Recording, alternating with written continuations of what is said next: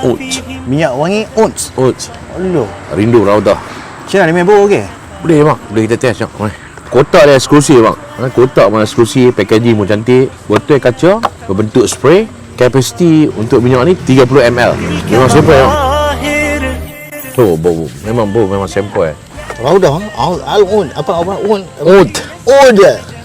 Ini kira kayu kan? Ha, kayu. Daripada Arab Saudi ya. Ini dia jual botol apa dia?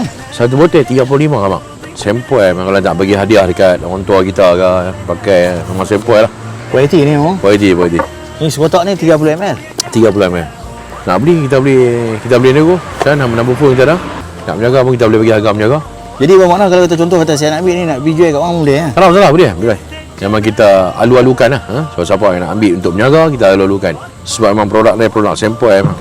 Bau dia pun bukan baunya keras sangat mencoba apa? Sopa cap ulang apa atar apa tak ada bukan.